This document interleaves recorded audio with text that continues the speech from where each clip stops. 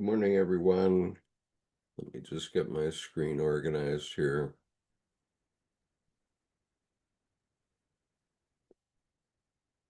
Good morning, Art.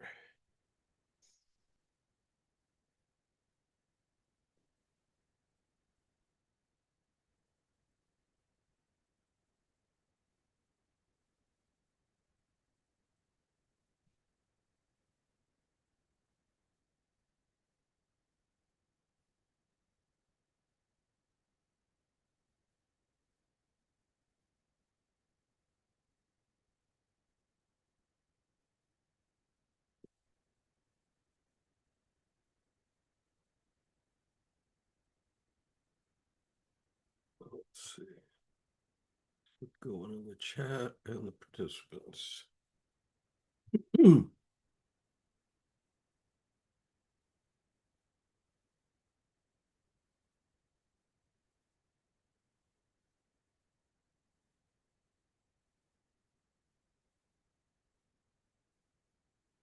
Okay. I am today going to begin a reading of James Hillman's A Terrible Love of War.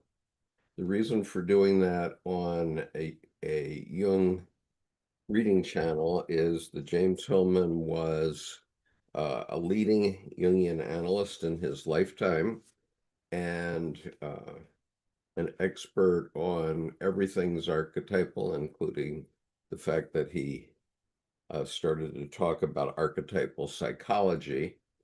And this book establishes quite clearly that war is one of the first archetypes. and and so I'm going to start by let's see. So I hope that you'll express a greeting in the chat on the YouTube channel if you're listening, and if you wish to join me on this discussion, which I would love, I will send you the link so that you can do that. Okay, so I'm going to begin with this brief discussion of James Hillman. A Terrible Love of War. James Hillman has written more than 20 books, including The Force of Character, Revisioning Psychology, nominated for the Pulitzer Prize in 1975, and The Soul's Code, which debuted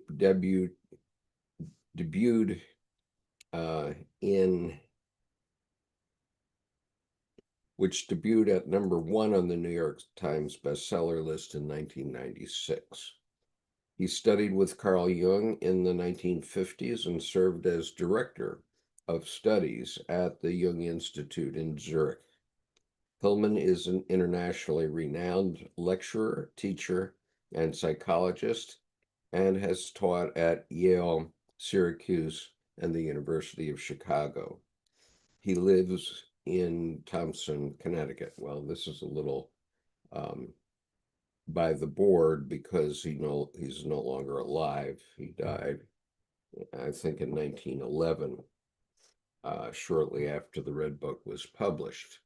But he lived long enough to make some very major contributions.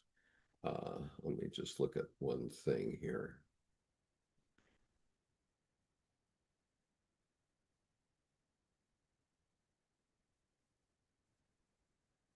Okay, I'm going to be taking notes on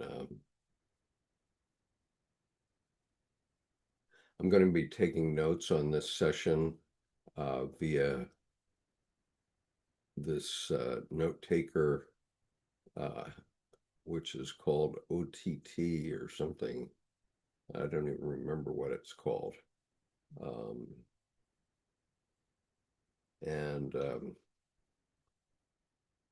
But anyway, I will have notes. So I think that's a good thing. And let me go back to now the YouTube channel. Where am I?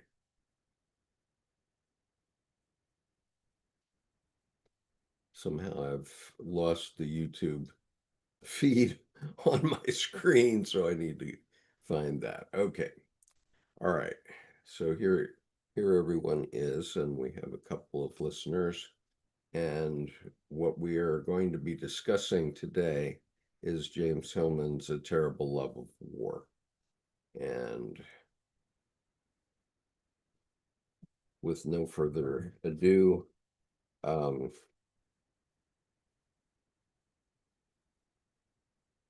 there's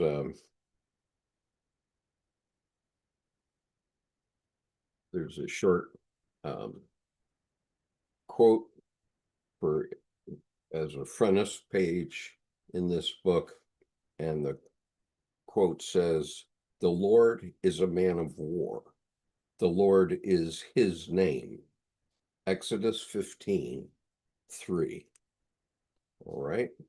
So that sets us right among it. It was known since biblical times, since the second book in the Bible. All right, chapter 1. Name of this chapter, believe it or not, is War is Normal. One sentence in one scene from one film, Patton, sums up what this book tries to understand. The general walks the field after a battle. Churned earth, burnt tanks, dead men. He takes up a dying officer, kisses him, surveys the havoc, and says, quote, "I love it. God help me, I do love it so. I love it more than my life," unquote. We can never prevent war or speak sensibly of peace and disarmament unless we enter this love of war. Unless we move our imaginations into the martial state of soul, we cannot comprehend its pull. This means, quote, going to war, unquote. And this book aims to induct our minds into military service. We are not going to war, quote, in the name of peace, unquote, as deceitful rhetoric so often declares, but rather for war's own sake, to understand the madness of its love.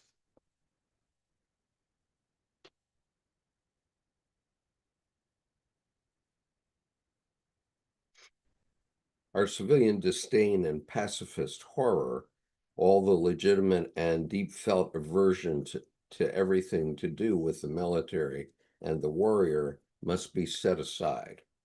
This because the first principle of psychological method holds that any phenomenon to be understood must be sympathetically imagined.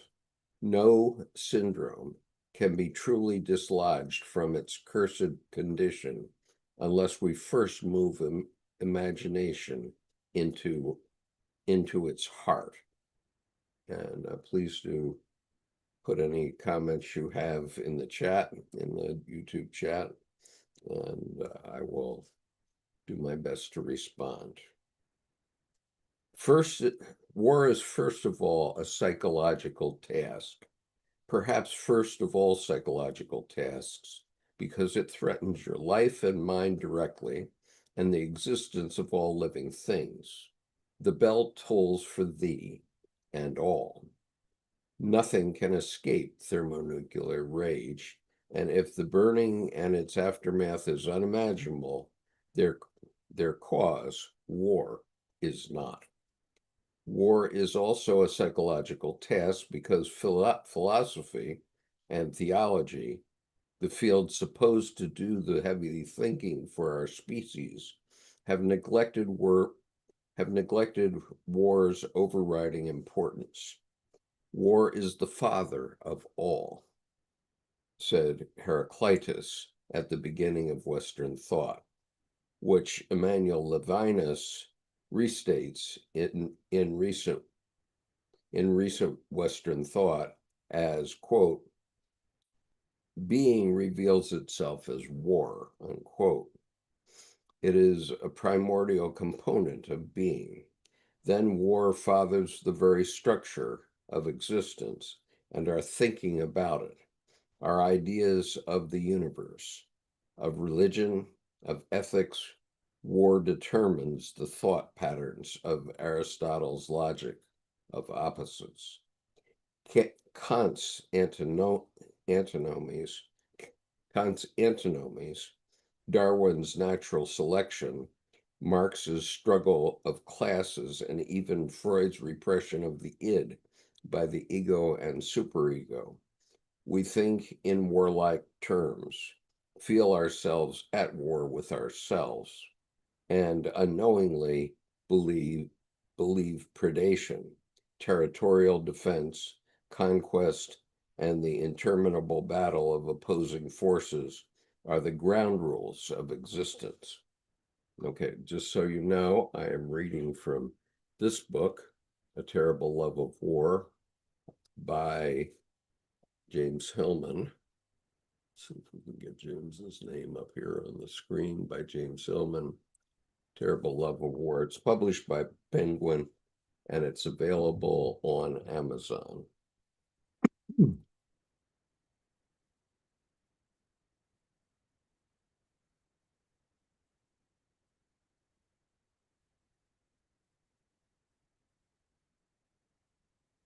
Yet for all of this, has ever a major Western philosopher, with the great exception of Thomas Hobbes, whose Leviathan was published 3.5 centuries ago, delivered a full-scale assault on the topic or given it the primary importance war deserves in the hierarchy of themes.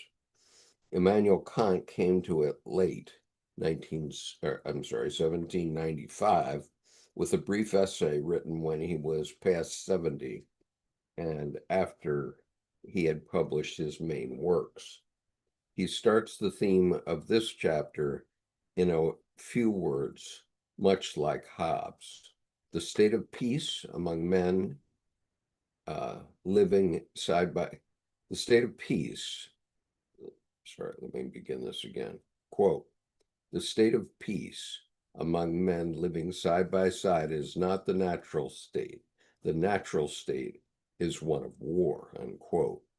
Though war is the primary human condition, his focus is upon perpetual peace, unquote, quote unquote, perpetual peace.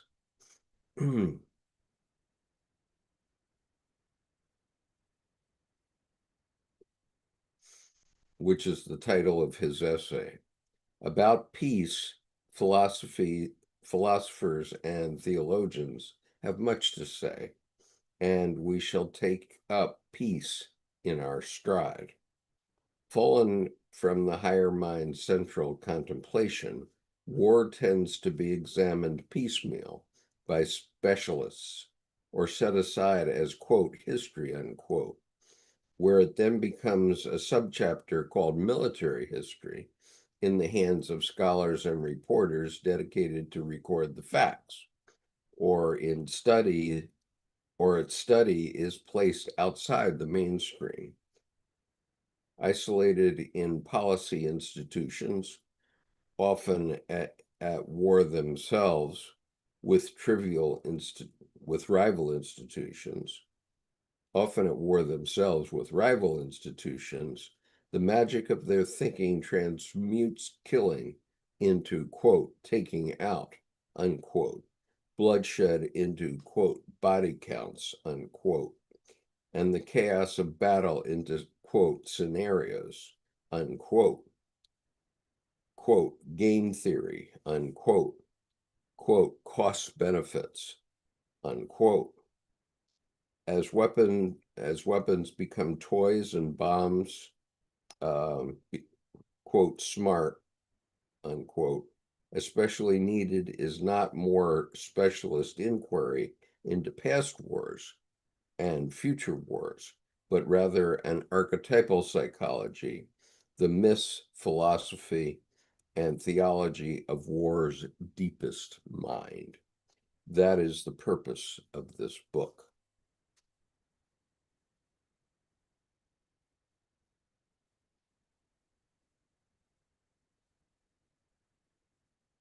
There is, of course, many There are, of course, many excellent studies of aggression, predation, genetic competition, and violence, works on pack, mob, and crowd behavior, on conflict resolution, on class struggle, revolution, and tyranny, on genocide and war crimes, on sacrifice, warrior cults, opposing tribal moieties,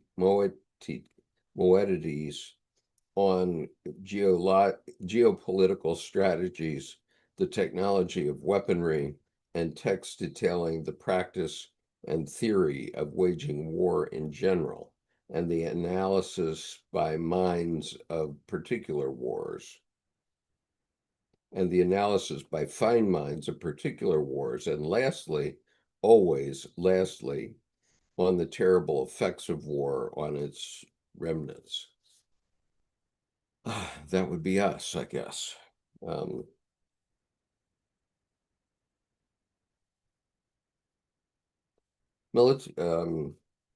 and so I'm reading from A Terrible Love of War by James Hillman, uh, and I'm in chapter 1. Um, and I'm happy to discuss this or answer any questions. I think it's very apropos since our president has just begun another war for us.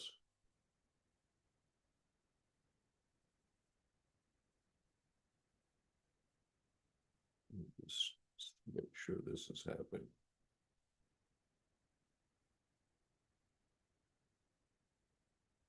All right. So if you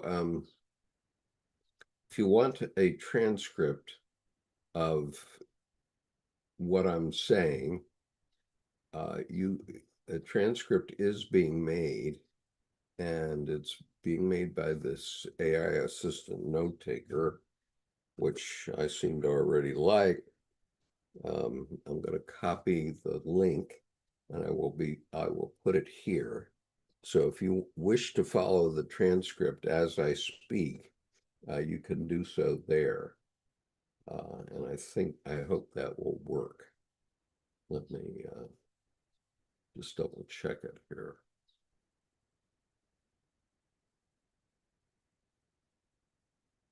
Yes.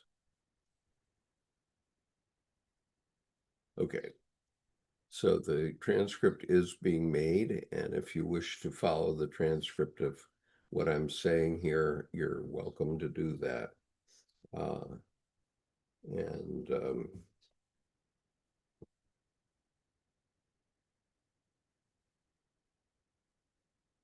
this this meeting, like all of my meetings, are meant for educational purposes.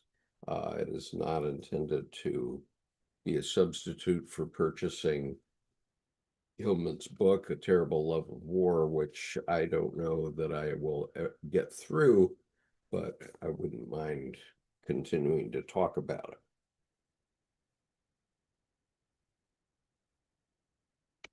Yeah, one of the things I would say is all we have to do is look at the natural world to to understand that war is really archetypal. In my area, we see it among the birds, especially the um, osprey and the eagles, who run a constant air war against one another throughout spring, summer, and fall until the osprey move south to Brazil once again. And that's the most obvious case, but all life lives on other life. That's a concept from the Buddhism I've studied. And so we have to recognize that everything that's alive is actually at war with something else and is eating it because that's how it stays alive. All right, reading on.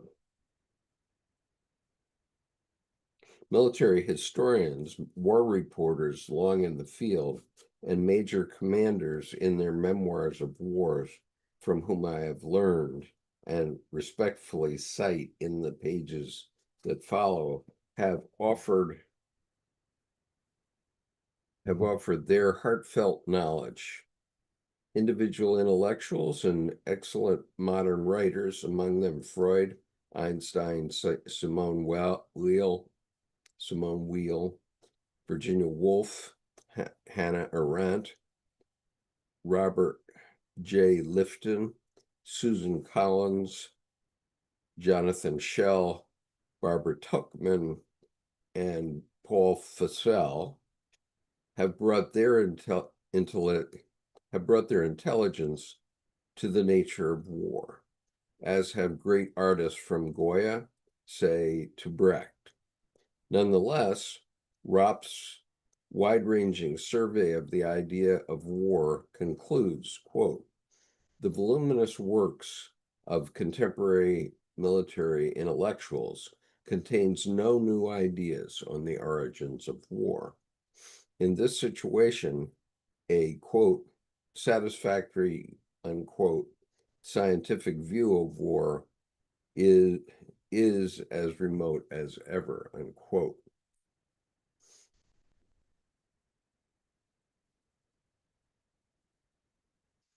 From another more psychological perspective, Susan Sontag concludes similarly. We truly can't imagine what it was like. We can't imagine how dreadful, how terrifying war is, and how normal it becomes. Can't understand, can't imagine. That's what every soldier and every journalist and aid worker and independent observer who has put in time under fire and had the luck to elude the death that struck down others nearby stubbornly feels. And they are right. But here she is wrong. And they are right, close quote. But here she is wrong. So this is, hello, Richard. Nice to see you. I'm glad somebody's awake in the usual reading group, or actually we had the experience in my Wednesday class of overseas participants in this group coming an hour late because they didn't realize we had gone on daylight savings, and so I suspect we may have some of that going on today.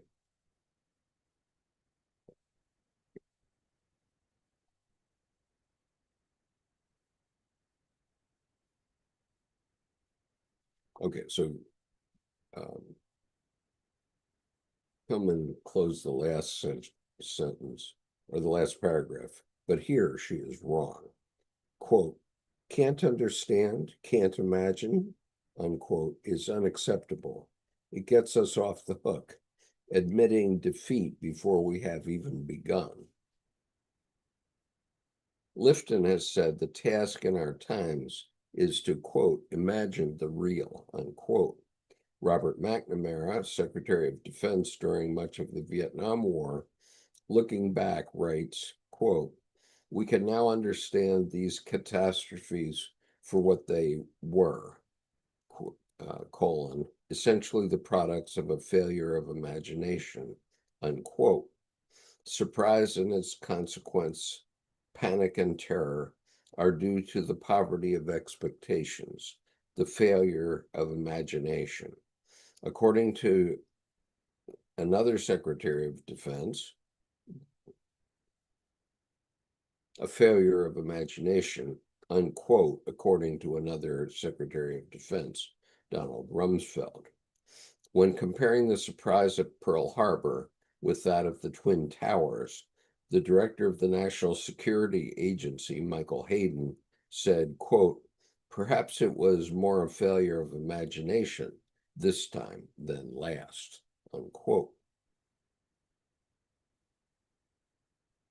Failure of imagination is another way of describing, quote, persistence in error, unquote, which Barbara Tuchman says leads nations and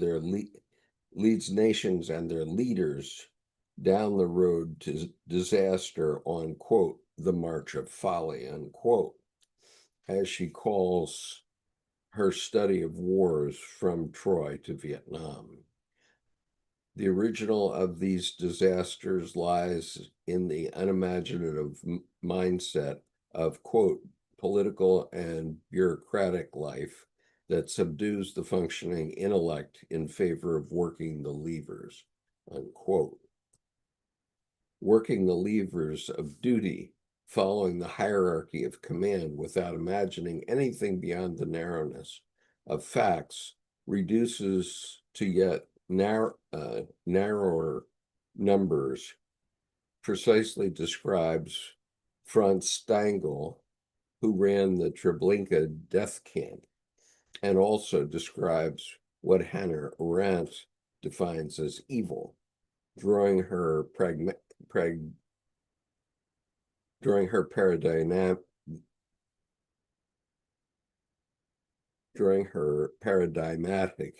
example from the failure of intellect and imagination in Adolf Eichmann.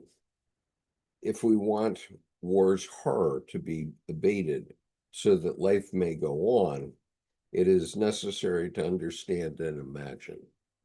Only we have the faculty and the scope for comprehending the planet's quandaries. Perhaps that is what we are here for, to bring appreciative understanding to the phenomena that have no need to understand themselves.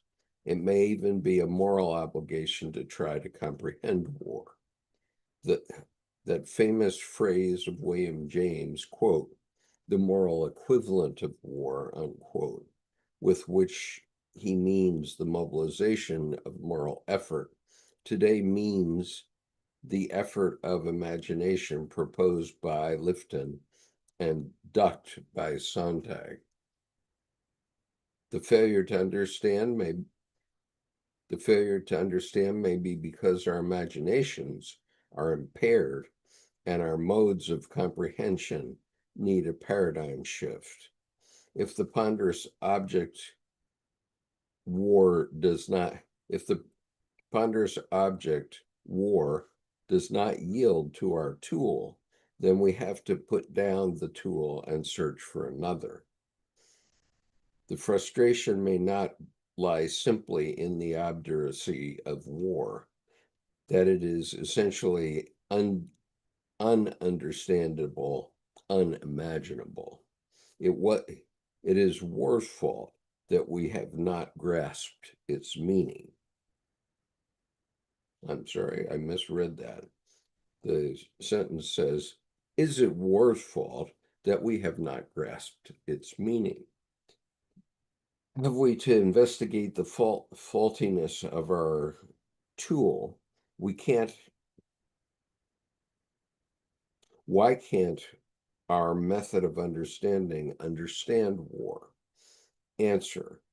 According to Einstein, problems cannot be solved at the same level of thinking that created them. No kidding. Okay. Yep, we have a pretty low level of thinking going on in the United States right now.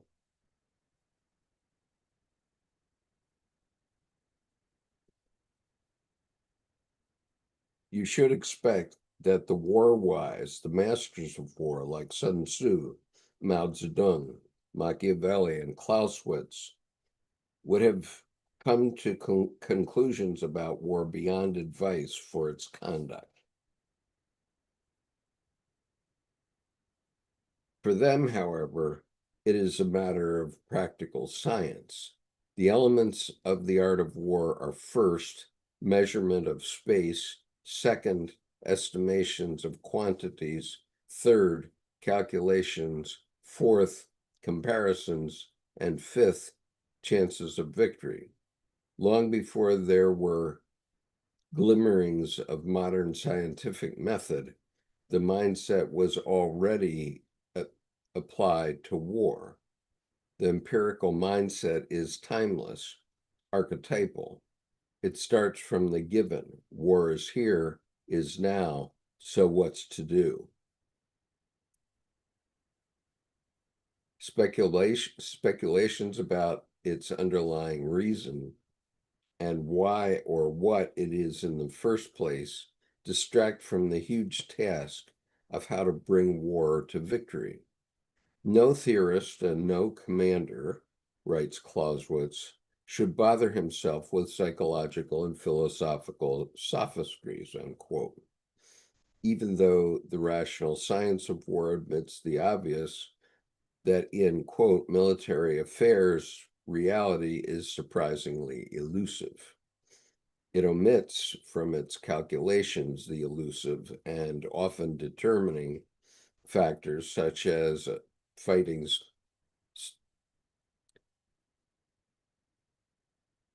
It omits from its calculations the elusive and often determining factors such as fighting spirit, weather, personal proclivities of the generals, political pressures, health of participants, poor intelligence, technological breakthroughs, misinterpreted orders, residues in memory of similar events.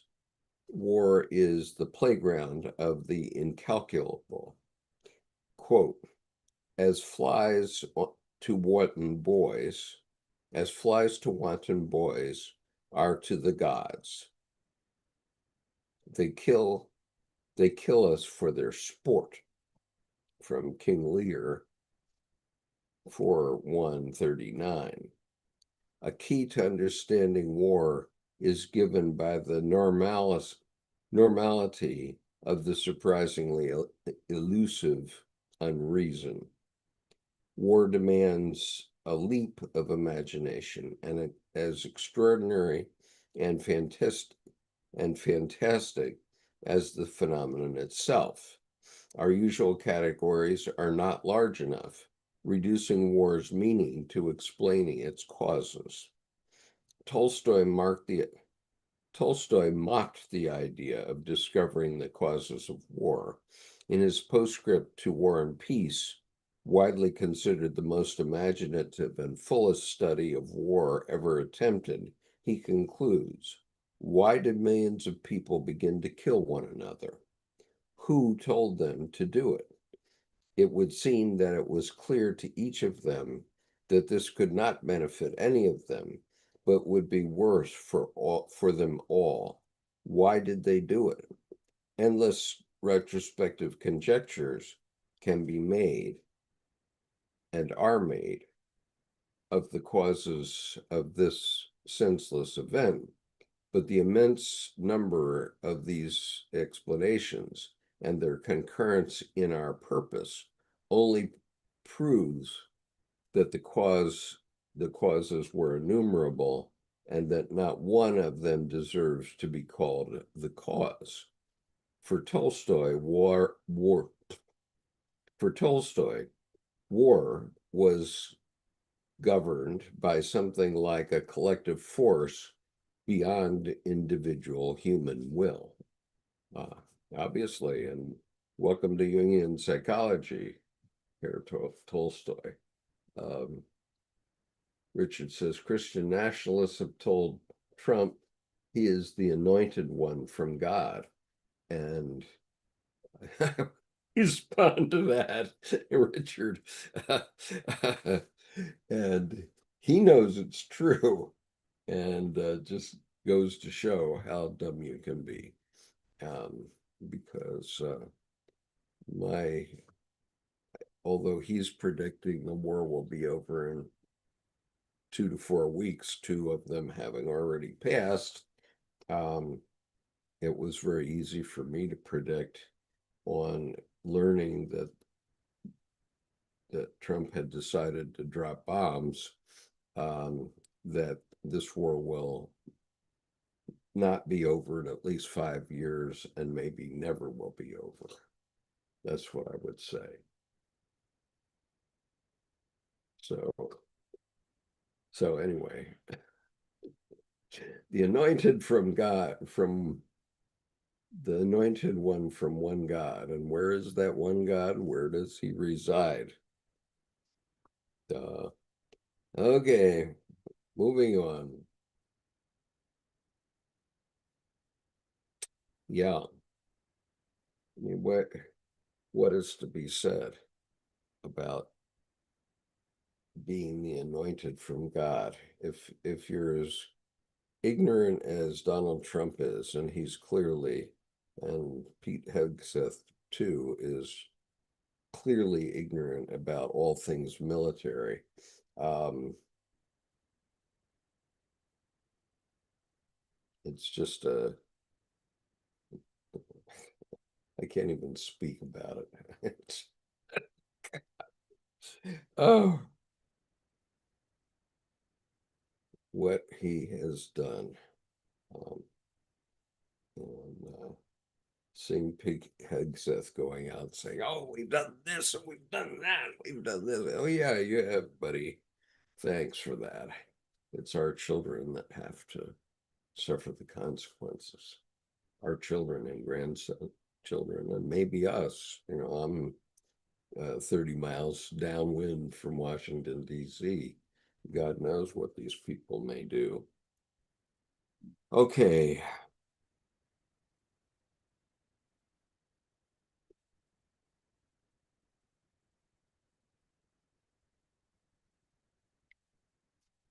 The, the task then is to imagine the nature of this collective force. Jung called it, by the way, the collective unconscious. Worse, terrifying prospects bring us to a crucial moment in the history of the mind, a moment when imagination becomes the method of choice and the sympathetic psychologizing learned in a century of consulting rooms takes precedence over the outdated privilege of scientific objectivity. As a psychologist, I learned long ago that I could not explain my patient's behavior, nor anyone's, including my own. There were reasons enough: traumas, shames, and miseries, defects in character, birth order within the families, physiology, endless causes that I imagined were explanations. But these possible causes have little understanding that serve to depend on something else, reasons of another sort.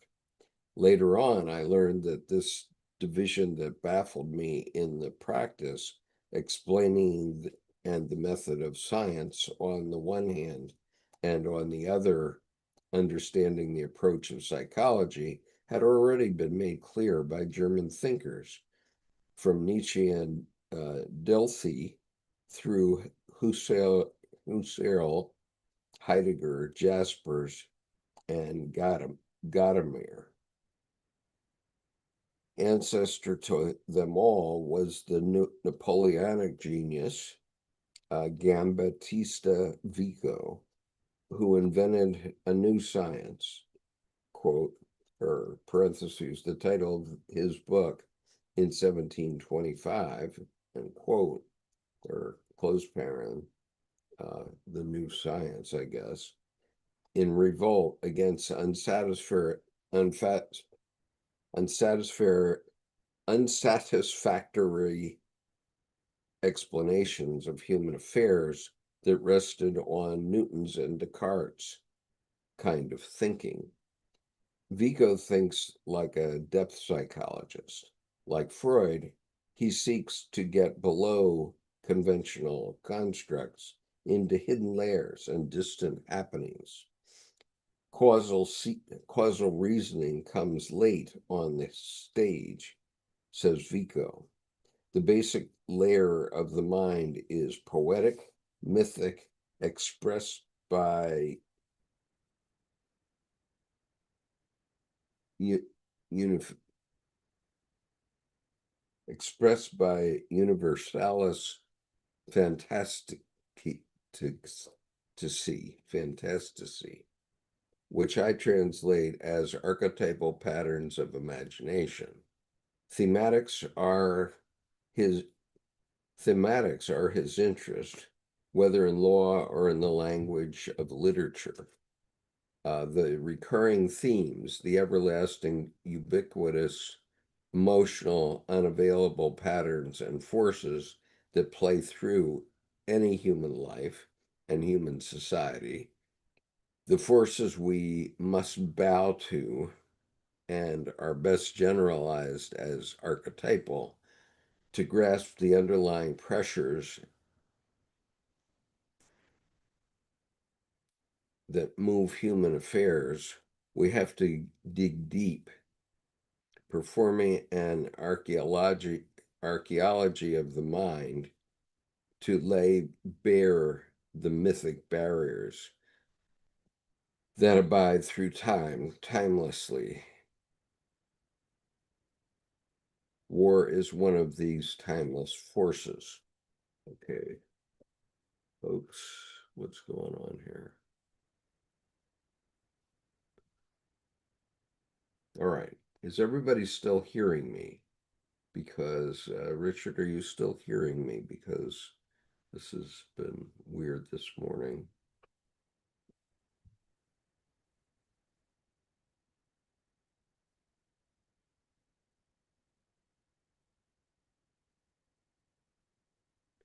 Okay.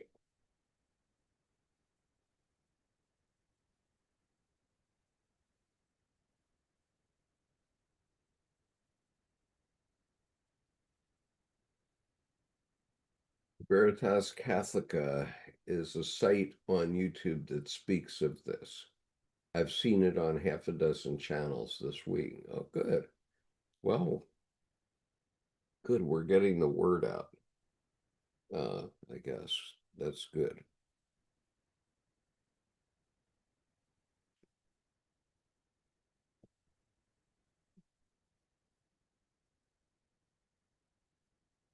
Okay. All right. Carrying along. Let me quickly find the link for this conversation with me here on Zoom so that you may join me if you wish. I would love for you to join me. Um,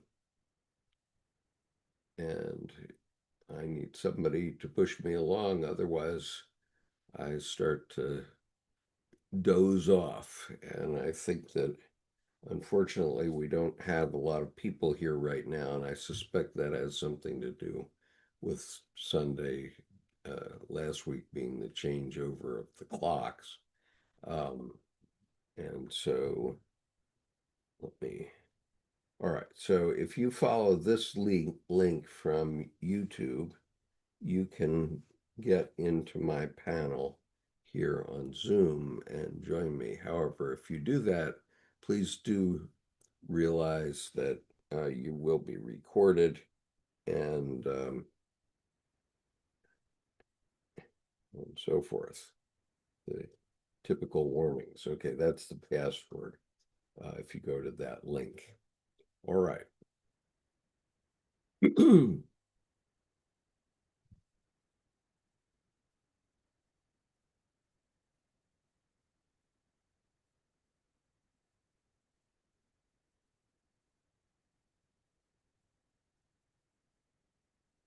Okay. The instrument of this dig is penetration, continuing to move forward with insight to gain understanding. Understanding is never a complete static state of mind, writes the profound philosopher Alfred North Whitehead. It always it always bears the character of process of penetration. When we realize ourselves as engaged in a process of penetration, we have a fuller self-knowledge. He continues, quote, if civilization is to survive, the expansion of understanding is a prime necessity, unquote. And how does understanding grow? Quote, the sense of penetration less to do with the growth of understanding, has to do with the growth of understanding, unquote. So this the source of penetration, of course, would be um, something like starting a war, as our commander-in-chief has done.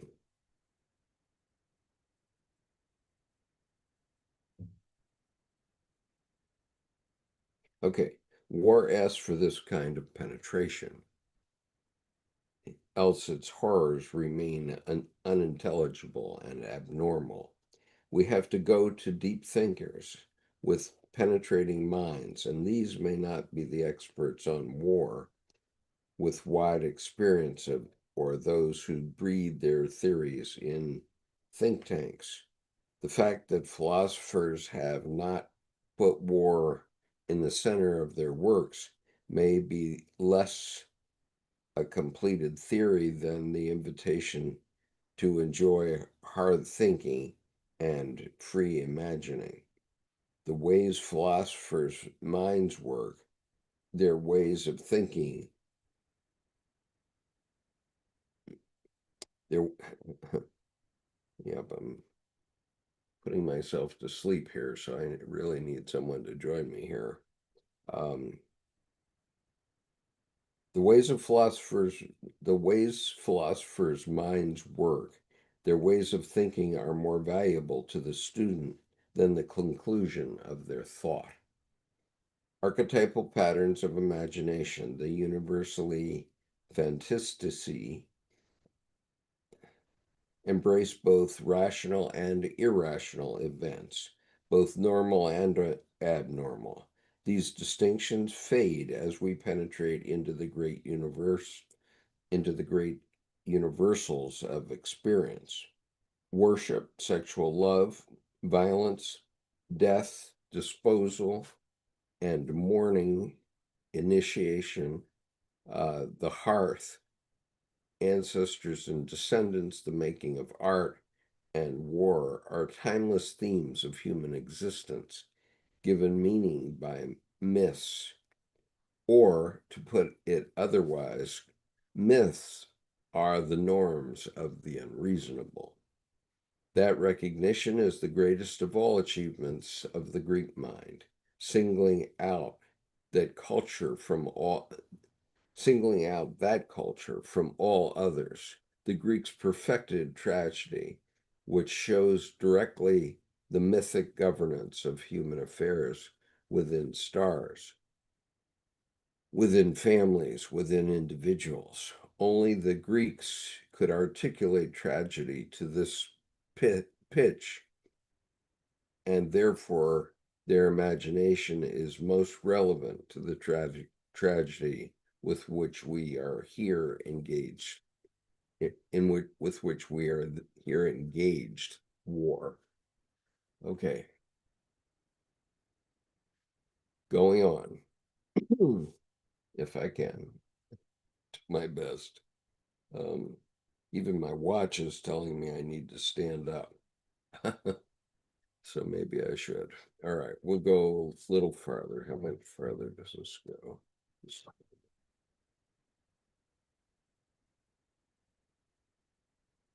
Okay, couple pages, and then there's a different part, which is the personal part, which is subtitle is excursion. How apt. Okay. Oh my God.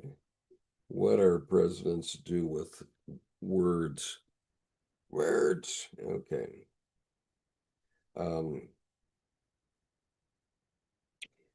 this means that to understand war, we have to get to its myths, recognize that war is a mythical happening, that those in the midst of it are removed to a mythical state of being, that their return from it seems rationally inexplicable, and that the love of war tells of a love of the gods of war, and that no other account, political, historical, sociological, psychoanalytical, can penetrate, which is which is why war remains unimaginable and ununderstood.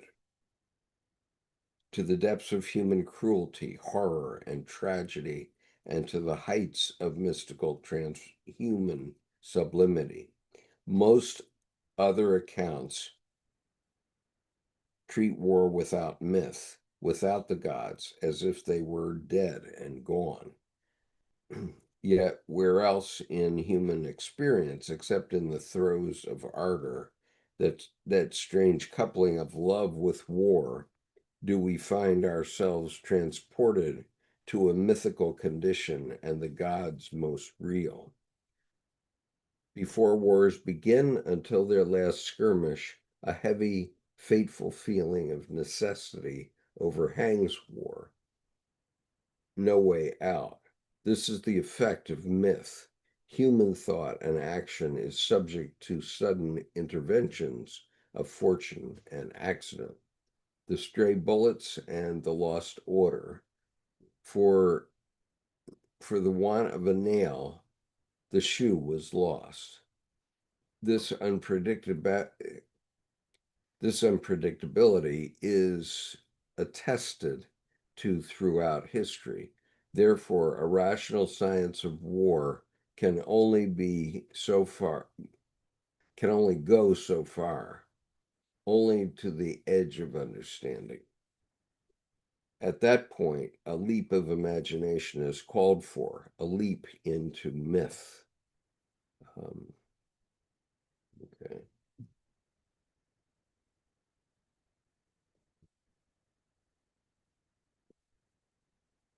The explanations given by scientific thinking are indeed required by the conduct of war.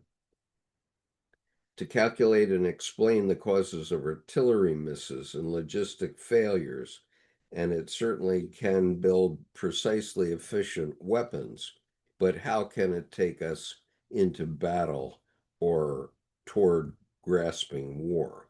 We cannot understand the Civil War by pointing to its immediate cause, the firing on Fort Sumter in South Carolina in 1861, nor not by its proximate cause, the election of Lincoln in the summer of 1860, nor by a list of underlying causes, i.e., the passions that riled the Union, secession, abolition, the economies of cotton, the expansion westward, power contest in the Senate, ad infinitum, nor will a compilation of the factors of that war's complexity yield what we seek. Even the total sum of every explanation you muster will not provide meaning to the horrific, drawn out, repetitive butchery of battle after battle of that 4-year long war. Some for Vietnam for the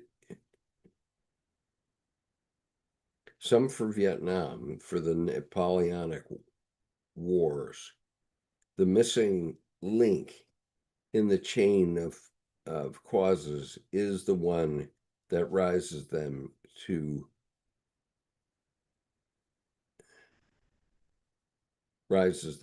understandings. That's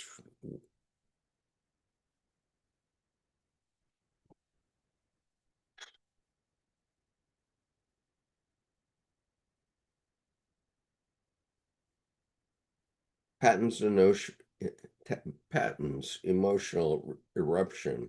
I love it. God help me, I do love it so. Leads us closer than an entire network of explanations. Now we are in a better position to agree with Ropp's conclusion, quoted above, that a satisfactory scientific view of war is as remote as ever. It will remain remote forever because the meaning of war is beyond the assemblage of its data and causal explanations. This dour conclusion promotes an unfortunate belief because war cannot be explained, it cannot be understood. I expect this book to pull us out of this predicament that something so powerful and so usual cannot find adequate measure. A psychology that is philosophical, a philosophy that is psychological, ought to be able to fathom its darknesses. War begs for meaning and, amazingly, also gives meaning, a meaning found in the midst of its chaos. Men who survive battle come back and say it was the most meaningful time of their lives, transcendent to all other meanings.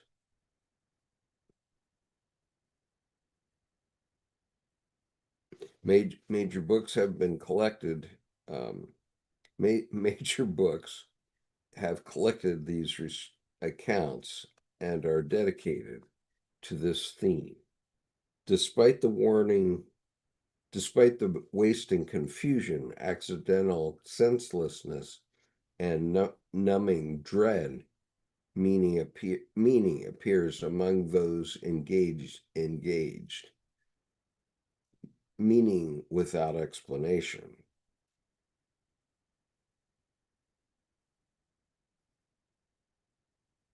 Meaning without explanation, without full understanding, yet lasting a lifetime. After World War II, a French woman said to J. Glenn Gray, quote, you know,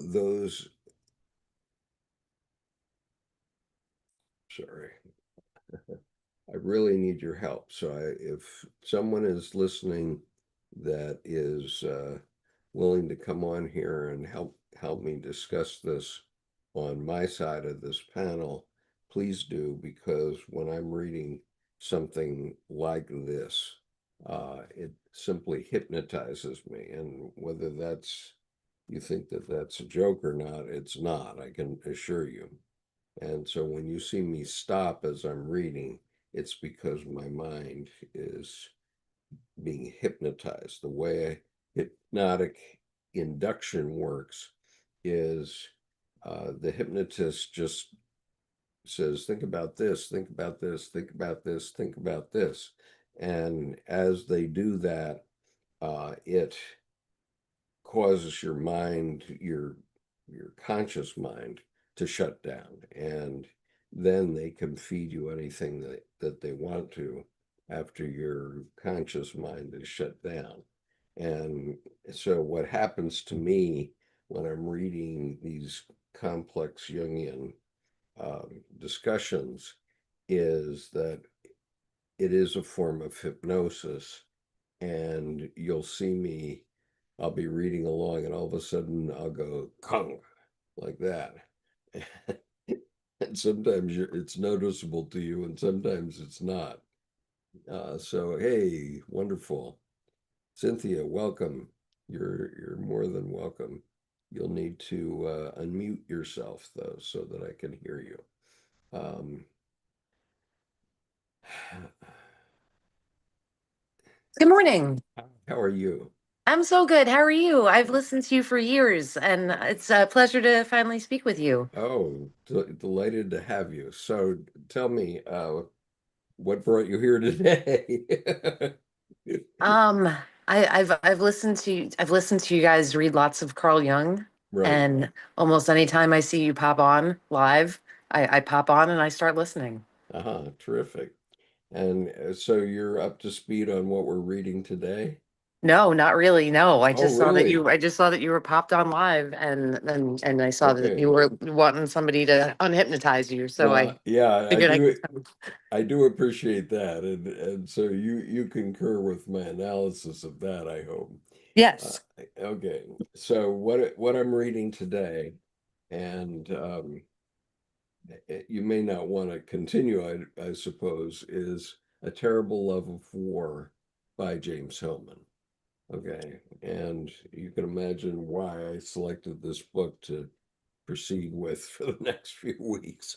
Um, and so if you don't mind continuing, then we will continue. And I would love to have your comments on it.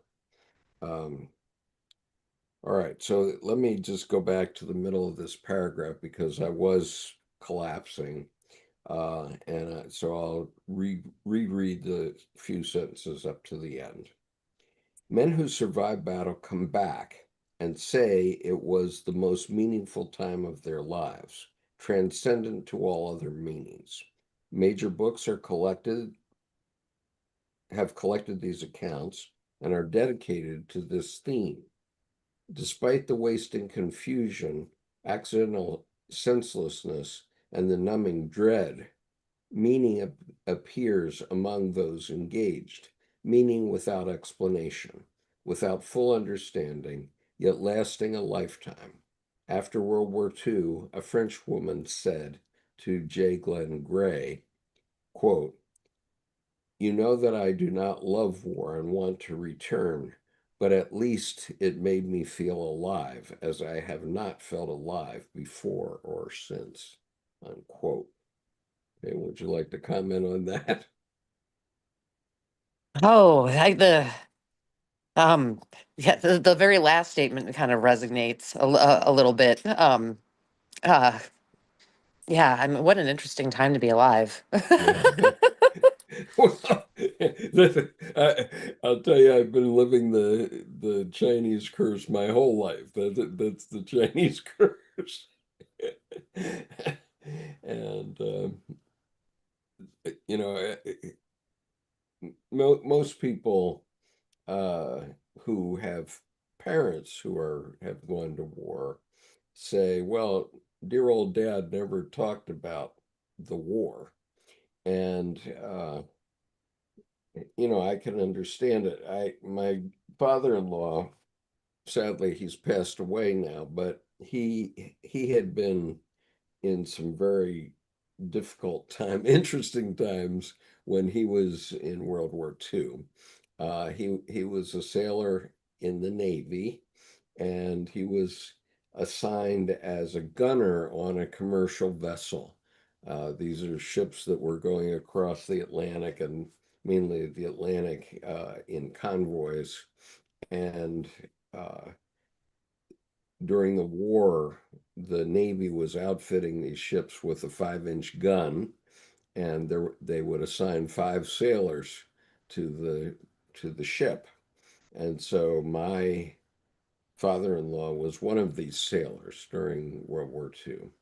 And he described one time they were they had a locomotive strapped to the top deck of their ship, and they got into a storm going around Cape Horn, and the ship heeled over so far that the locomotive broke loose and went to the bottom. That's the type of experience he would get. That would be quite harrowing for anyone. And when I see these container ships with like 8 or 10 layers of containers above the deck line, and God knows what below, I often think of that. I know that containers are often lost from ships. Um, so anyway, when I started to go with my wife, um, finally he met somebody that had been to war.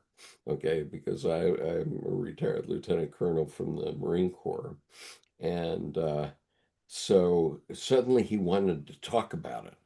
And so he could talk about it to me, but he could never talk about it to his wife and daughter. He never could. And, I've never had much urge to talk about it with, with my wife either, although she does know a few of my stories because she heard me talking to her father about it years ago. But, the reality is, um, what can you say?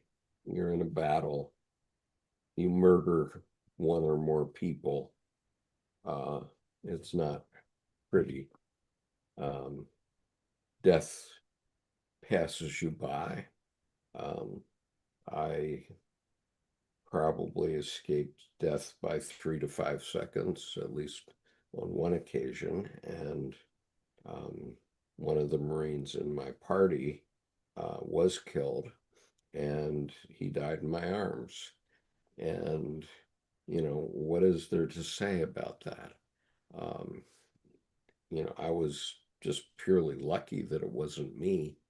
It was him and not me. And if there was any time that I saw heroism, it was on that occasion because I had 8 Marines in front of me who, all of whom were wounded. One was killed because we had dropped a bomb that hadn't exploded.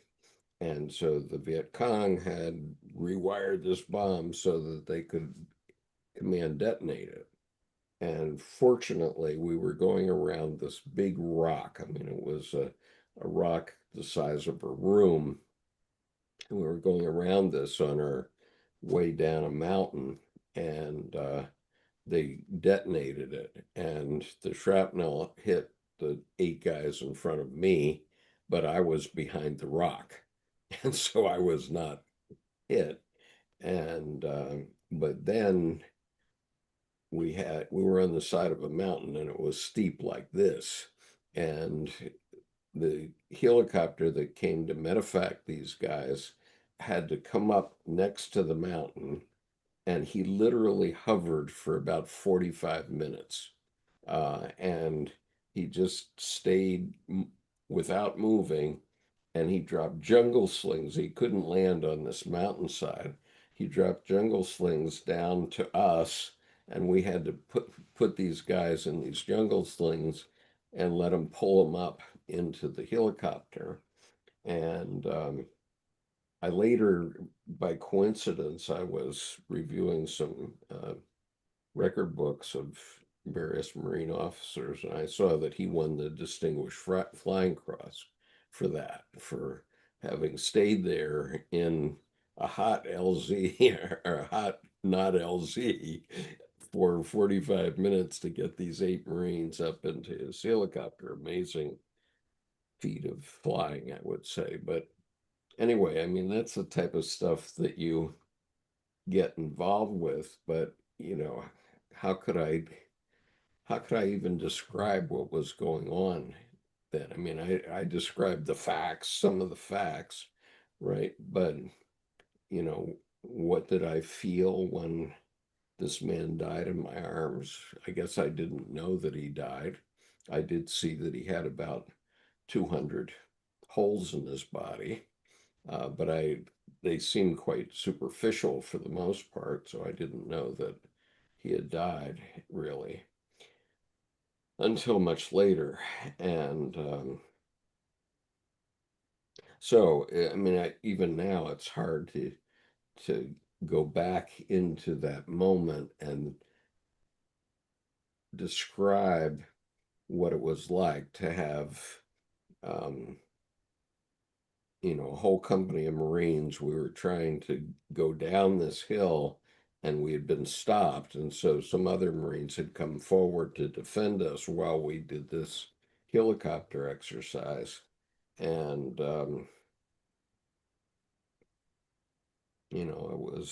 it just is beyond description. You can't describe it, what the feeling is, and anything else.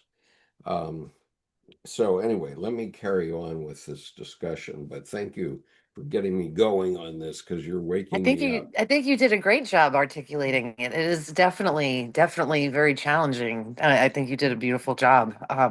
Yeah, I'm I gonna, was a member of the Women's Auxiliary. uh-huh. And I'm gonna spoiler alert this. I only joined the VFW because they had dollar draft beers, but I found Oh, myself sitting up there next to the bar, and people would just pour their hearts out because oh who do no, you tell?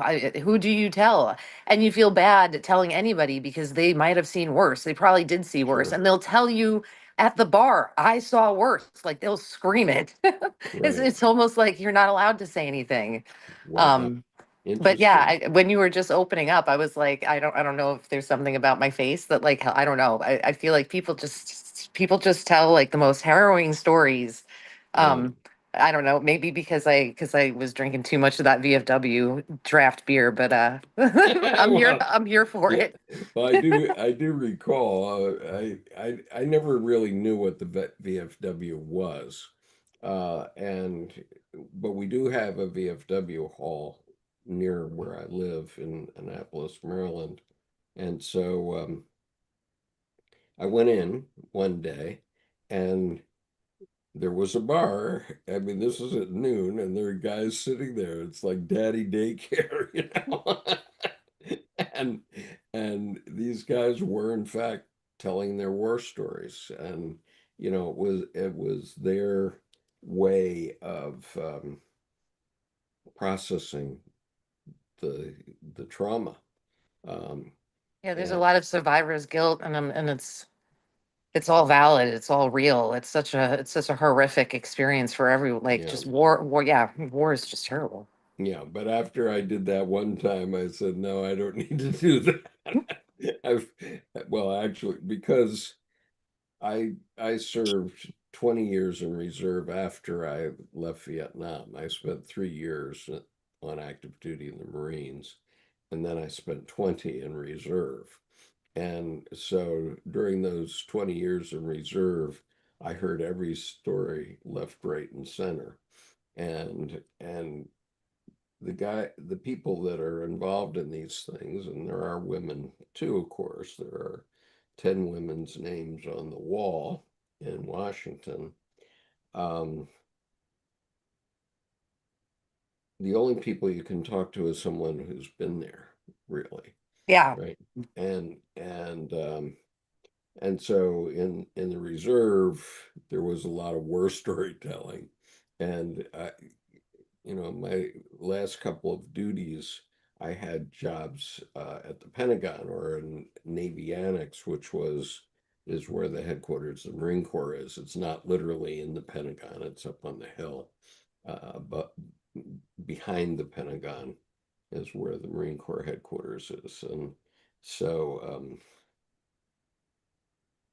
so the way a day would go there is. Um, Guys would get there at 6 o'clock in the morning because that was the only way to get there at a reasonable time on the Washington Beltway. And so people would get there at 6 a.m., they'd get their coffee and stand around and tell war stories to one another until 8. Then they would uh, do 1 hour of work when the colonel came. And then at 9, they'd say, well, I got to go get a haircut, or oh, I got to go do PT, or whatever it was. There was always an excuse. I got to make a PX run. And so they'd leave for like 2 or 3 hours. If it was PT, it was definitely 3 hours. They'd go out. And of course, PT is a major part of what we have to do as Marines is keep ourselves in good physical condition. Um, but then they'd come back at like, um, well, they'd come back after lunch typically, and it'd be like 1 o'clock, and then they'd work for 1 hour till 2, and then they'd say, "Oh, I've been here for 8 hours. I'm gone. I'm done for the day." And they wanted to beat the traffic, and so there were a lot of war stories told. Now, my last job was to be reserve counterpart to the head of standards branch. So literally, my job was to write this the every job what you had to do. And so, for example, in any kind of pilot job, um, we wrote standards that would say if you're going to fly an airplane for the Marine Corps or a helicopter, you have to, every time you take a plane, you have to complete one of these standards. And so we were writing those in great detail. And that was my last job in the Marine Corps, was to be the reserve counterpart to the head of standards branch and to write those performance standards. So it was That's super interesting. neat. It's very Very, interesting. It's very yeah, neat. Yeah. yeah. Yeah. Long time listener, first time caller. Very, very like impressed with you. I think you're just like amazing. I really do. I think you're just, I know, lots of flattery. I'm sorry. I really do. I love listening to you read. I do. It's very, I don't know. You've brought a lot of like light and joy to my life. I just want Ah, to say I appreciate you. I really appreciate that. And I do have a following, I know, and we have 5 people watching right now. Richard Casper is one of the regulars that's here, and he's very regular. And we have fun when we have guests like you. Cynthia, what is your background, just out of curiosity, because Yeah. you're I interested in Jung, if you don't mind. Yeah, I've been in telecommunications and video communications for the past 20 years. Oh, Um, I actually work for Zoom. oh, I've been there cool. since 2018. I Wow. helped create their tech support. Wow. Um, yeah. It's been great. I'm dedicated to their elite customers right now. Hmm. Because I'm just kind of scared of management. But I really do like customer support. I like supporting customers. It's my favorite. It really is like finding solutions. Um, but I don't know. I kind of got into Young. My grandmother was in AA for like 30 years. Hmm. My mother was also in AA for decades. They Right. dragged me through Alateen. I've done a bunch of like psychoanalysis, Sigmund Freud style, laying on a Hmm. couch. I did that Yeah. for 6 years, like 4 days a week. Wow. Yeah, yeah, it was really intense. Mm. But I have the red book upstairs, ginormous red book. Cool. I've listened to Answers to Job like 6,000 times on audiobook, because it's hard for me to read. If you Yeah. ask me to read right now, I'll be like, and I'm Well, definitely me not reading too. German calligraphy. Not reading German calligraphy. No. No. But yeah, okay. Fair enough. Okay. Well, thank you for telling me that. And who knows, you may want to keep listening because I may have a larger need to use Zoom soon. And if you want to give me your contact information, you know how to find my Yeah, definitely. contact. I would definitely love to help you with whatever you need help with. I'm happy to help. Okay, I'm at a stage in my life. I'm in my 80th year, and um, I may need to start supporting myself by doing this. And I've done this as a labor of love for the last decade, as you know, more than a decade. Yeah. Um, and but I may have to get to the have to do something else. And I'm not in sales. I'm not in sales. I'm not trying to make any money. I've been in support for, since 2018. So yeah, if you need help monetizing this, I'm happy to give you my Well, labor of love and show you how to do that. Cause that would be great. yeah, But not now. I mean, if yeah, I'm yep. talking about the Yep. summer. I'll put my contact information in the chat for you. Okay, in the private chat here. Yeah. Yeah, okay, fine. That would be lovely. All right. So we're on page 11, and today's activity is we're reading A Terrible Love of War by James Hillman. And so the next section of it has a square box around it. The square box um, goes for about 5 pages, so you'll have to bear with me. It's a whole major part of this book, and it's called, believe it or not, Excursion: the personal part. All right, so here's what he says. How can I assume the role of analyst of war? How do I dare point to the omission of others and set myself up as an authority deserving your attention? I never fought knee deep in the salt marsh, heaving a cutlass.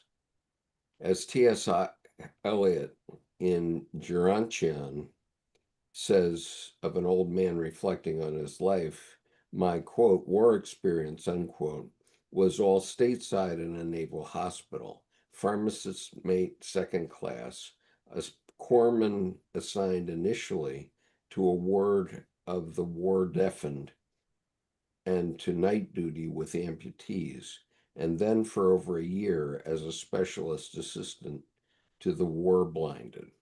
I was just 18 and 20 when discharged.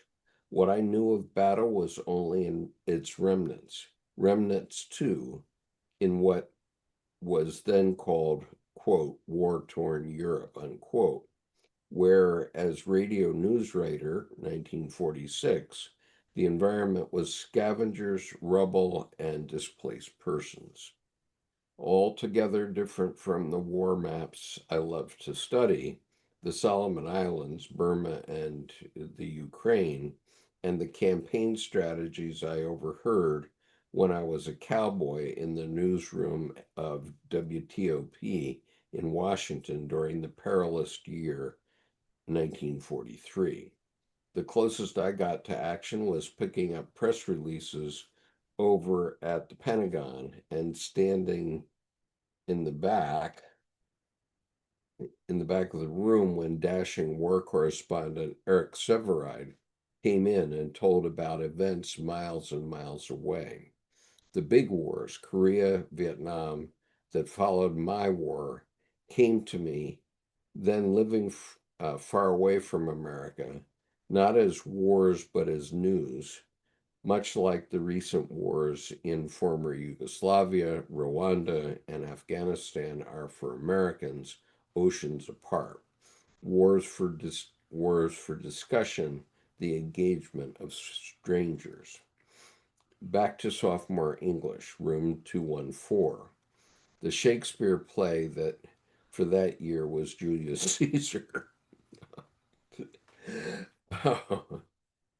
I'll read this first, but then I have a interesting an interesting synchronicity here. The six you'll understand what I'm laughing about in a minute. Okay. The Shakespeare play for that year was Julius Caesar. The only piece I chose and learned by heart was, quote, domestic fury and fierce civil strife shall cumber all the parts of Italy. Blood and destruction shall be so in use, and dreadful objects of so familiar, that mothers shall smile when they behold their infants quartered with the hands of war. All pity choked with custom of fell deeds, and Caesar's spirit ranging for revenge, with eight by his side, come hot from hell, shall in these confines with monarch's voice cry havoc and let slip the dogs of war. Quote.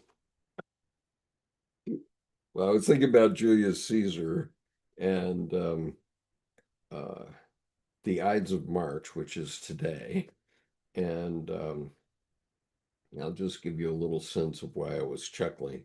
Um, the So I'm in my 80th year, and I started teaching in public school when I was 75. And so I've now, I taught 1 year as a substitute, which is sort of a rite of passage, I guess. And then for the last 3 years, I've been serving as a special educator at our most difficult school, the school where if you've been suspended twice from one of the other 125 schools in our school district, you might end up at our school. That's the example. That's where I am and working as a special educator. So uh, on Friday the 13th, well, let me pre give a precursor to this. This is about Operation Security, right? On the previous Tuesday to Friday the 13th, I heard a walkie message from our principal to one of our assistant principals saying that we really have to have that observation of Conover um, complete because I have to get this in by Friday. Okay. I didn't know what he meant by this Friday, but I knew it referred to me. So this is very poor operation security. In the Marine Corps, you'd be fired for this, right? We call it OPSEC, right? And so, so then that was Tuesday. On Thursday, one of my colleagues found on a printer um, or a copier uh, a procedure for principals and superintendents who have to deal with people that are up for tenure. And I knew that I'm in my third year, and so I'm technically up for tenure in the school district. And so then also Thursday, later in the day, I had to have a follow-up on an observation that I had that had been very quickly organized. And I did the observation on Wednesday, and I had to go in and have the observation on Thursday. And they say, "Oh well, you didn't do so well, blah blah blah, but you're getting better, quote unquote." Okay, well, so then Friday the principal gave me the bad news that I'm not going to have tenure, and which he had to do very dutifully, and and saying that this is the hardest thing I've had to do, quote unquote, because the irony is that the only thing that I'm rated on are observation, um, one formal observation a year, but I've had two the last 2 years, and one informal. Um, and plus another thing called a student learning objective, where you start a 6 week process where you find out what the kids know about a certain topic and then see how they did 6 weeks later, right? so so uh, it's it's actually, and keep in mind now, I was doing the performance standards for the Marine Corps, so I know something about how to evaluate people, right? And so those are the only two things I was graded on, and I never teach a lesson except if I have to because of an observation. And this SLO thing is just a joke for reasons that go beyond the scope of this discussion. But so anyway, today's the Ides of March, and I need to write a letter to our assistant superintendent saying, "Oh, by the way, your performance standards are preposterous." do that. I never do this stuff, and this is going to get ugly. Speaking of war, but my approach to it, and this is where you have is the imagination that we were talking about. You have to have an imagination for not having the war. Okay, so I have all kinds of options. I can go to my union. Uh, I can commence a lawsuit uh, on grounds of um, age discrimination at the very least, right?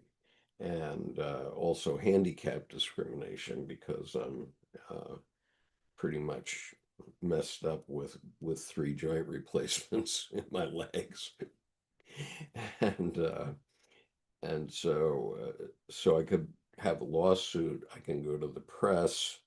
Um, I can go to politicians. all the way up to the governor and in both the state and the federal politicians. So I have lots of ways I can have a war, right? But what I have to do after I finish this session is I have to write an email that says uh, proposal for a solution to our problem. Okay, my proposal to the solution to the problem. Because among other things, 2 years ago, I got a 5-year contract with the school district. And I still have 3 years left on that contract. And so I'm just going to propose that I not have tenure, but they allowed me to work for 3 more years according to the contract. According to our contract, let's just not have a war over this. And by the way, here's how the war would play out if we actually did. And so anyway, it just struck my funny bone. Struck my funny bone when he's talking about Julius Caesar, and today's the anniversary of Et tu, Brute in 44 BC, when Julius Caesar was assassinated by his friends. With friends like that, who needs enemies? Okay, reading on to Hillman's excursion. I was gonna say I'm probably gonna have to hop off here in a second, but I left my contact information for you in chat. I I would was love to reading. read whatever you're reading, so please let me know what it is, and then I can. Okay, And then, it's a yeah, terrible love of war. I wrote that down. I'm buying it Right. today, and I will hop on next time you join on here, and I'll try and read too because I really want to Oh, get stronger at reading out loud. okay. That'll be delightful. I'm reading Ikaji. It's like a Japanese book about I don't know, life's purpose, but I'm gonna stop reading that. I'm gonna start reading It's a Terrible War, and I'm Right. gonna join you. And Great. we're gonna figure out how to monetize it for you. Wonderful. Thank you. Thank No you. problem, Skip. All I right. really appreciate everything you do and keep reading. It's so great. I Thank really you. appreciate your being here. Thank you so much. Thank you. I Nice appreciate to see you. you, Cynthia. I'm taking the kids to a cabin tonight, so I gotta go pack for that. But Oh, I that's appreciate you, serious. Skip. Take Thank care. you. Bye. Bye bye. Thanks for coming. Thank you for having Um, me. Bye. okay. All right. So reading on with Hillman now. As a small boy, I had played with lead soldiers whose heads could come off, and later I built my fleet of 100 self-designed warships of balsa wood for a complicated war game spread out on the floor. I owned a precious copy of Jane's Fighting Ships.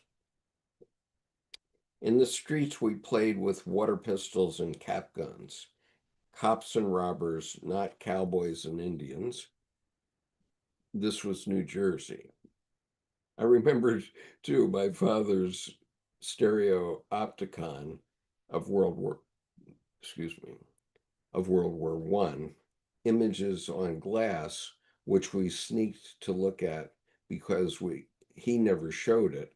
3D images of battlefields in Belgium, muddy trenches, blown trees, gaunt men under round helmets. I can even recall the military parades on the boardwalk on Memorial Day and Armistice Day in the early 1930s. First came the veterans of the Civil War and the Spanish American War, some still walking, and terrifying men with blue gray faces from gassing and shrapnel, I was told, remnants of wars long ago and far away. As a boy of 11, heroic adventures meant Richard Halliburton and Amelia Earhart, deep sea divers and Arctic explorers on the steel pier. I had no military idols. I didn't even own a BB gun. And Richard, I concur entirely that Cynthia appears to be lovely woman, and so I do hope that she joins us. And I want to just a minute. I want to make a note of her contact information. Let's see, new.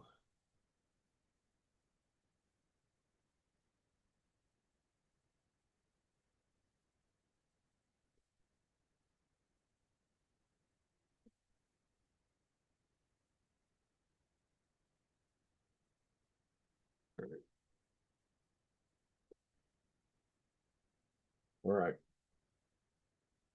I've got that secured. We can continue. All right. I didn't even own a BB gun. By 1944, when I was drafted into the Navy, my high school buddies had long been in uniform.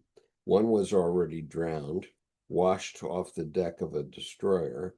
My brother-in-law was a captain in the Quartermaster Corps, running a truck company in the Red Ball Express supplying Patton's army. My father had come into Normandy with the Canadians. My brother was flying a P-47. Me? I was learning bandaging, but something was working on me, in me. I wrote sob sister war poems. Just a sec. Okay.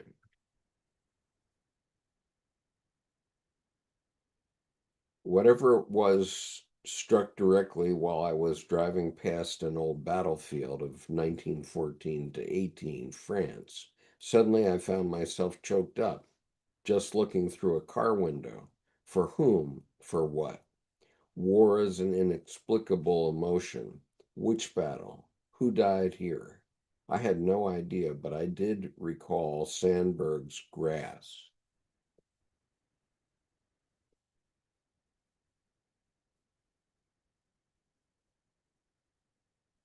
Pile the bodies high at Austerlitz and Waterloo. Shovel them under and let me work. I am the grass. I cover all. 2 years, 10 years, and the passengers asked the conductor, "What place is this? Where are we now?" I am the grass. Let me work. The grass never grew on my memories of amputees. I could not sit down in a Paris metro seat marked reserved for the mutilated of war. My generation remembers men with no legs sitting on little rolling platforms, selling pencils and shoestrings. As part of my job in the Naval Hospital, talk I took talking books, recording readings for the blind to other wards. I used to visit a Marine my age who had lost all four. I look at my hands now as I write this. When I went with a friend on a month's Italy in the walk around around Italy in the spring of 1947, I pushed to go beyond Syracuse to the beach of Gela, imagining Patton's troops beginning their invasion of Europe only 4 years before. Finally, the Civil War, our Iliad, as remote, heroic, and unfathomable as the world of Homer. In my later years, I have been going to the battlefields, Shiloh, Antietam, Vicksburg, Cold Harbor, Petersburg, Chickamauga, Appomattox, talking and walking with friends. A mood of puzzlement, reverie, and a kind of sacred sadness. For what? Maybe for writing this book. Writing books for me is, anyway, much like a military campaign. I confess to fighting my way through with military metaphors. There is a strategy, an overall concept, and there are tactics all along the way. don't dig in. When struck, don't dig in, keep moving forward. Don't obsess trying to reduce a strong point by sheer force or laying siege. Isolate it, and in time it will fall by itself. No pitched battles with the interior voices of saboteurs, critics, adversaries. A light skirmish, a shower of arrows, and disappear into the next paragraph. Camouflage your own vulnerability, your lack of reserves with showy parades and bugles. Remember, everyone else is equally vulnerable. Pillage the storehouses of thought. Refurbish old material and use it to reinforce your lines. Abandon ground you can't exploit. But when you've got an issue on the run, take all the territory you can. Writing on war brings war closer, brings death closer. Will I see this through to its end? Could I be stopped in my tracks? Let us imagine this to be a propitiation and offering to the gods who govern these things. These occasional confessions and distant images are my pedigree. Your author's authority rests only on the thin red line of calling. That calling, astrologers would claim, was already written in the heavens. Plato ascending, sun and moon adjunct in Aries, Mercury there too. Tradition would say I was a child of Mars. Strange indeed that what I am assuming to be my last book should land on the shores of this theme. Again, as so often with my themes, this does not derive from personal experience unless personal experiences include the ferments of the soul and not only biographical actualities. We are usually taught to write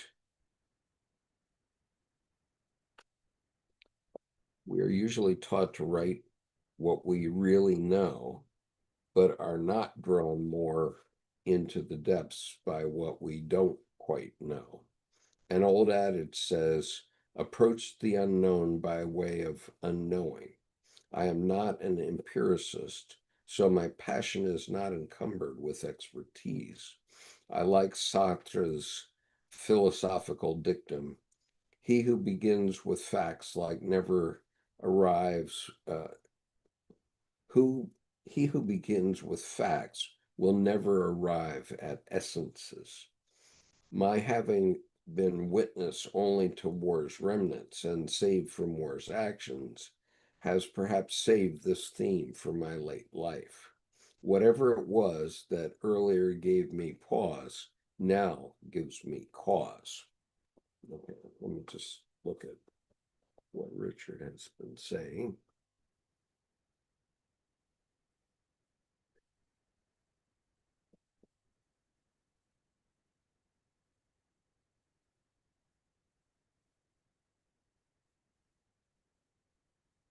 Richard says, yeah, the numbing dread, exciting times are here, no doubt. Ha ha.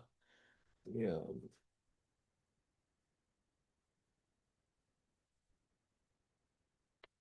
And also, to me, myths have been provided as learning lessons like parables. Indeed, I've been reading about this lately in another topic, and it is quite interesting. Okay.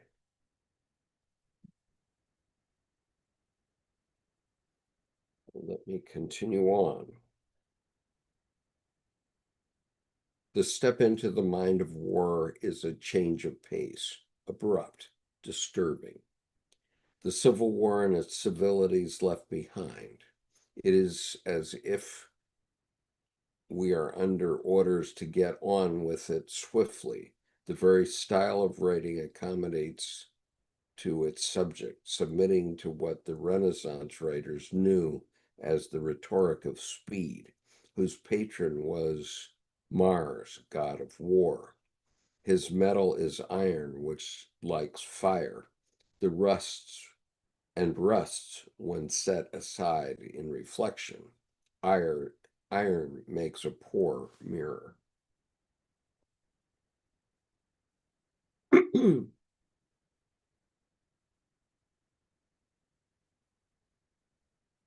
Psychologists are not at home in this style. We are armchair generals. We like to watch. We listen for echoes and prefer to move sideways. Our passion is for the past, how things got this way, rather than hoping for a decisive victory. Besides, we prefer the wounded to the victors. A psychology book whose subject under analysis is war will have to develop different tactics for winning over its readers, who will most likely defend against its offensive tone and its assaults on entrenched thought. Readers may find that Readers may find themselves joining an underground resistance, looking for weak spots and exposed positions. It will seem as if the book is written less to cajole the reader than to knock him or her out flat. But war is not a normal condition, so why expect a normal study? Shouldn't the abnormalities of war sound in the voice speaking about it? Halt is worse. Is war abnormal? I find it normal in that it is with us every day and never seems to go away. After World War II subsided and the big conflicts that followed it, India, Korea, Algeria, Biafra, Vietnam, Israel, Egypt, war went right on. Since 1975, the globe has been engaged in wars in Haiti, Grenada, the Falklands, Peru, Panama, Colombia, Nicaragua, El Salvador, Guatemala, in Lebanon, Palestine, Israel, Iran, Iraq, Kuwait, in Uganda, Rwanda, Mozambique, Angola, Sierra Leone, Liberia, Congo, Eritrea, Chad, Mauritania, Somalia, Algeria again, Sudan, in Afghanistan, Myanmar, India, Pakistan, Kashmir, Sri Lanka, the Philippines, Cambodia, East Timor, Sumatra, Irian, in Bosnia, Croatia, Kosovo, Ireland, Chechnya, Georgia, Romania, Basque, Spain. You may know of others, still others only the participants know. Some on this list are still going on as I write, while new ones break out as you read. Some of them are sudden eruptions like the Falklands, and the sheep graze again. Others in places like Algeria and the Sudan and Palestine belong to the normal round, utterly normative for utterly normative for defining daily life. Okay, wow. So I'll just say as an aside, I had occasion to go to the Naval War College once in my reserve duty when I was a lieutenant colonel. And one of the things that we were told at the Naval War College was that at that moment, which was still during the Iran-Iraq War, there were actually 65 wars going on around the world as we were speaking in the late 1980s. And I'm sure that that's continued. And obviously now the United States is in a very precarious big war that our not our president seems to think he can end in 2 to 4 weeks. The reality is he probably never will see the end in his lifetime.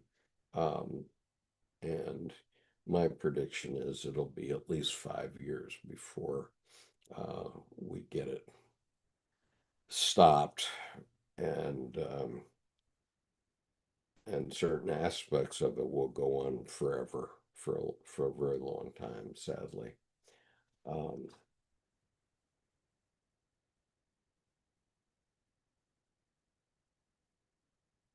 Okay, let me read a little bit more.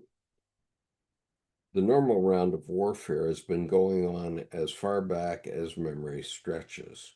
During the 5,600 years of written history, 14,600 wars have been recorded, 2 or 3 wars each year of human history.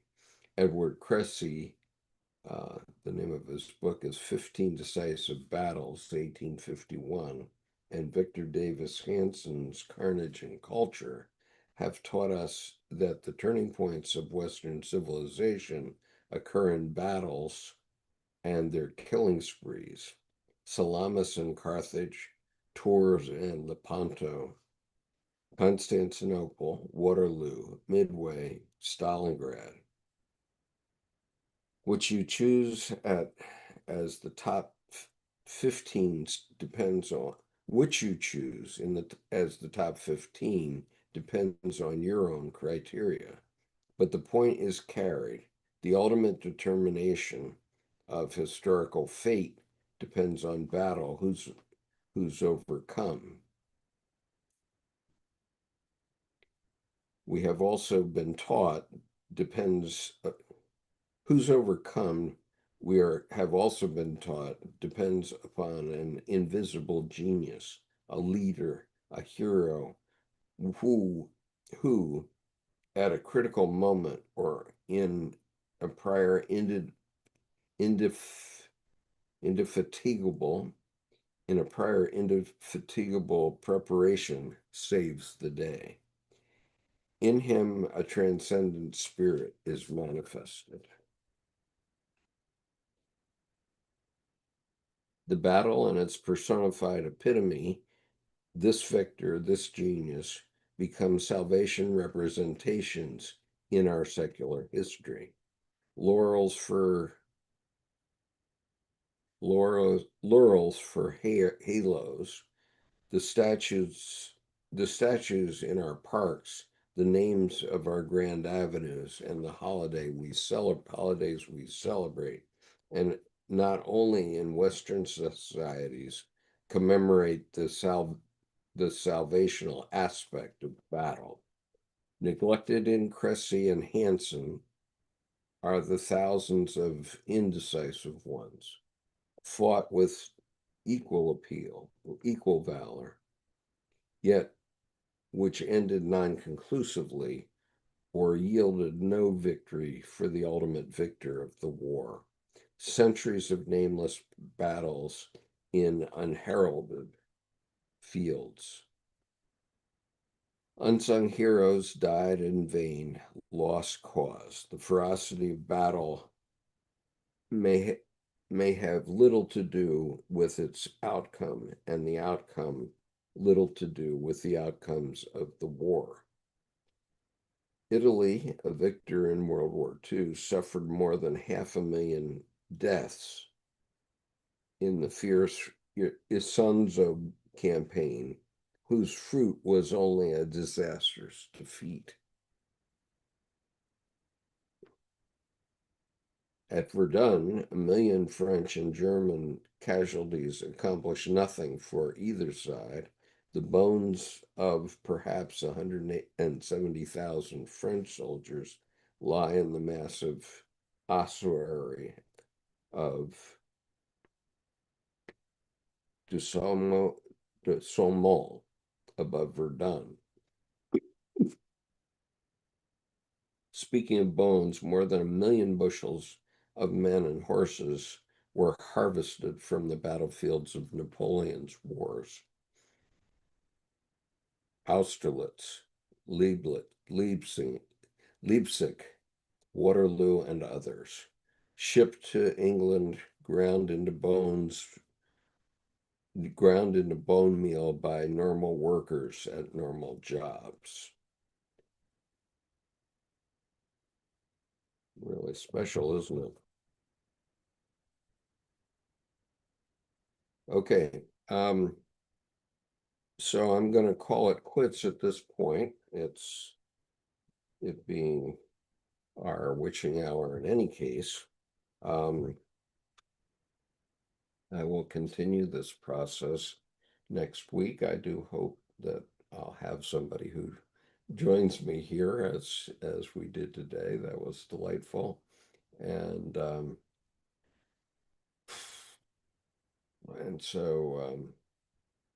thank you for being here. And yeah, Richard says armchair generals is most accurate. Well, we have a few of those right now in our armed forces leadership. And they're behaving like kids in a toy box playing with their toy soldiers, except these are actual men, and God knows what will happen because they've shown no sign of backing off, and so the war will go on, and it's expanding exponentially. So we shall see. Um, I'm going to save further comment on it until another time. Um, like all Americans, I think some part of me wants to see Iran have its comeuppance, but another part of me says, really, why are we doing this? And I know that Israel has been worried about its existential survival for many years, um, thanks to Iran and its behaviors. And so, Richard, you say I sunk your battleship. Why? What is what does that mean? Even um,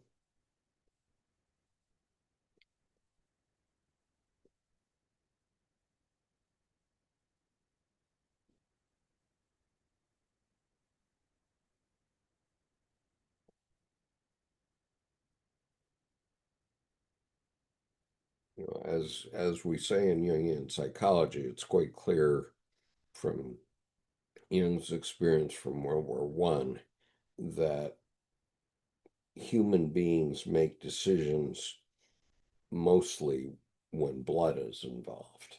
And um, and so there will be blood. There's going to be a lot of it, a lot more than has been. Um, I see a lot more than has been um, um, shed so far. And I'm sure that it will be almost impossible for the president and the vice president to go out to Dover Air Force Base every time that a dignified transfer occurs. But they did it um, this week because they think it's cool. And so it's cool when you're a politician and you get to do these nice salutes um, and there are lots of people watching you on television, but you can't keep it up once the speed of dying gets bigger, and I can imagine that that's going to happen and happen soon. I do not think the other shoe has been dropped. And I would say wherever you are in the world, now would be a good time to watch your back, because and stay as far as possible away from American consulates and embassies at the very minimum, and certainly any American base. Um,